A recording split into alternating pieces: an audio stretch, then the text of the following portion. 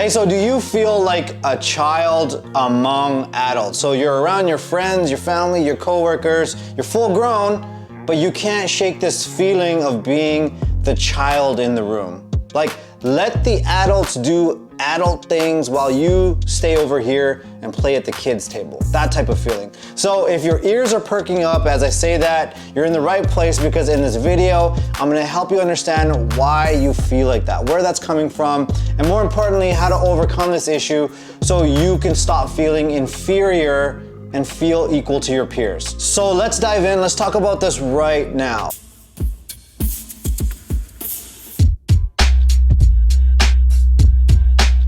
All right, so if you're new to my channel, welcome. My name is Rubin and I help individuals eliminate their social anxiety attacks. What do I mean by that? The blank mind, the racing heart rate, the feeling like you can't breathe, the feeling like you want to run and escape, your shaky voice, among other things, okay, whenever you're speaking to people. So if that's something you experience, something you struggle with, then I encourage you to hit the subscribe button and the bell notification beside it so that you can be notified of when I release videos just like this one that are gonna be super helpful for you. All right, and so let's go back to this feeling like a child among your peers, your coworkers, your family, your friends, whoever. This overall feeling of being inferior and feeling very young inside. This is one of the most common issues that social anxiety sufferers face, and it's one of the key obstacles they have to overcome in order to overcome social anxiety. And really what it boils down to is identity. And more specifically, you'll have a splintered identity if you face this issue. We're gonna get into exactly what I mean by that in just a bit. But for now, let's take baby steps here. Let's define exactly what I mean by identity, okay? Identity is the core beliefs we use to define who we are, our unique individuality. What makes us unique from the next person? And this is not as simple as you think.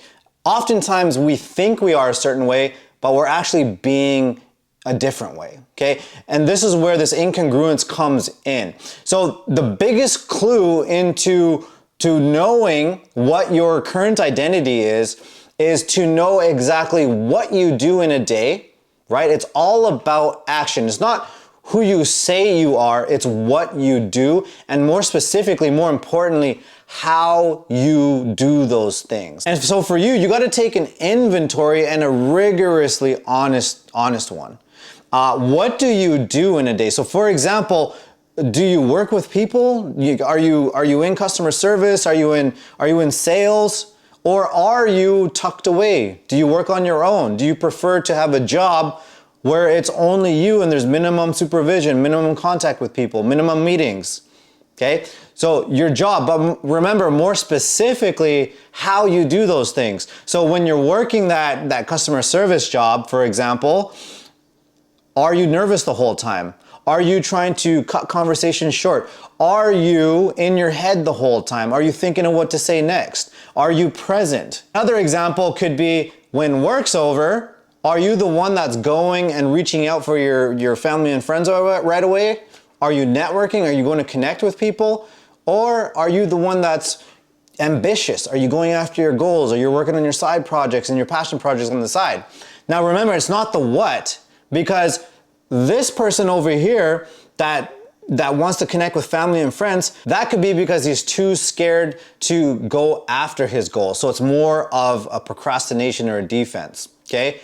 On the flip side, the person who goes after their projects and goes after their goals, they're constantly developing and doing the self-improvement, it also could be a reaction because they don't want to connect with people, okay? So this is why the how you do these things, why you're doing these things is more important than the what, than the things you do. And the reason is your subconscious mind is observing and watching your behavior. It's taking notes on your behavior, but more specifically, it's looking underneath the appearance of the behavior and it's looking for the deeper truths of that behavior. So for example, when I was really suffering with social anxiety, I was taking public transit and I'd be going to work, and as soon as I stepped onto the bus, I'd be walking to the back, boom, there's a bunch of people, it's like a crowd, People are looking at me, I'm getting extremely uncomfortable. They look angry at me, they look like they're judging me, they're thinking really bad thoughts about me. And so what I would do is I would go into my self-conscious world, act robotic, don't make any sudden moves where people are going to think I'm weird, okay? So on the surface, if you asked me at that time, I would have been that guy that said, I don't give a shit what people think. Who cares what people think? I would give that advice to people all the time, okay? But underneath the appearance, if I'm acting so perfectionistic, if my whole world, my whole behavior depends on other people not thinking I'm weird, I care a lot. And so your subconscious is always looking for that deeper truth. It's always looking underneath the appearance of what you do. And that's what we're all here to do. If you're on this channel, if you're a part of this community, we are all moving towards the deeper truths because we collectively, we value that authenticity. And so where does this incongruence come from? This discrepancy, what we say we are and what we actually do, and more specifically, how we do it. Okay, and what this ultimately comes down to, remember, it's those core beliefs. That's why you have that splintered identity. These core beliefs, they form in our childhood years, sometimes in the teen years or at early adulthood, depending on how old you are, but they start off very, very young, and they result from different experiences. So for example, the three main beliefs that I see people struggle with when they feel like a child inside is that they're not worthy, they're not important, or that they're bad, or I'm no good. Okay, the shame here.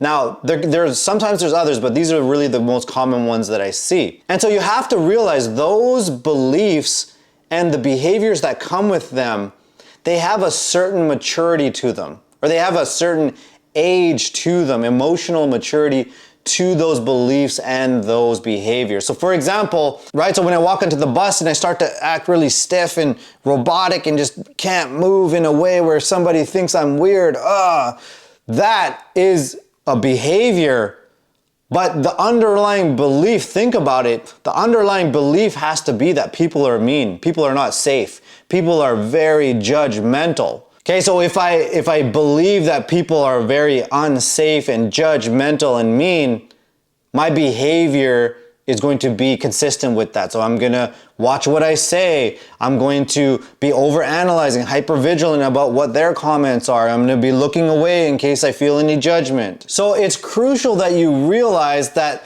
there's an inner child inside you who's really young, who actually still holds that core belief from when you were very young, okay? Now, what's really important though is a lot of people talk about this inner child. There's so many, okay? There's many, many, many inner children, okay? It's not just one, okay? And I wanna help you be aware of another one is because there's one inner child that has that core belief. You know, I'm no good. There's something wrong with me, okay? So that could be one inner child. You will always have another one who overcompensates because of these feelings, okay? Another inner child that overcompensates that's going to be around the same age, 5, 6 years old, whatever the age is, okay? And so the overcompensating inner child, it's like the big brother or the big sister. In order to protect from this, he's gonna head out and try to conquer the world. He's gonna look for things externally in order to not feel this internally, this belief like you're bad or you're not worthy, because that's painful, okay? So this other inner child's gonna set off and he's gonna look for the 3 A's: admiration, approval, and acceptance. And he's gonna be constantly looking outside for those things. So when I'm on the bus, the automatic behavior to be robotic and be overly self-conscious, don't move in a way where anybody thinks I'm weird. What is that behavior? The behavior is to get acceptance by the people on the bus, okay? Or to get approval from the other people on the bus. And people, they do pick up on this. They can pick up on when you don't have that rock solid self-esteem inside, when you don't have that solid foundation internally and you're looking for something externally, they pick up on it right away. And more importantly, the kind of person they perceive you to be dictates how they treat you. And this is a huge one because I remember when I was, say, 28, 29 years old, I was training a lot of jujitsu. And I remember that after this one training session, there was a bunch of gym politics going on at the time. A lot of people were angry about this thing that was going on. And one of my gym buddies, I remember he was talking to somebody and he wanted a bit of privacy. Okay, he wanted to talk to somebody about something private. So he said, hey, can you just give us a moment? Yes. The next day, hey, could you just give us a moment? I just want to talk to him for a bit. And then to me, specifically to me, he goes, go. And you want to know my reaction? Put my head down, walk away, obey, right? Be a good little boy, okay? Now, that really stood out to me. Why? Because I noticed that he treated everybody a certain way, but when it came to me, he treated me like a child. And this is why the identity, it's so important. How you perceive yourself, being in congruence, it's so important because again, people are going to treat you accordingly. And so when you get into recovery, you start to realize the universe has your back. You start to realize the universe, when you start to work with it, it'll help you out, okay? So and I'll give you an example here because this was years and years later. This was a few years ago. This was when I had overcome social anxiety, okay? And the universe will always tell you, it'll always put you in a situation where it reminds you of how you used to be. It'll show you how far you've come, okay? So at this other company, I remember when I was leaving, it was my last day, and I was just saying bye to everybody.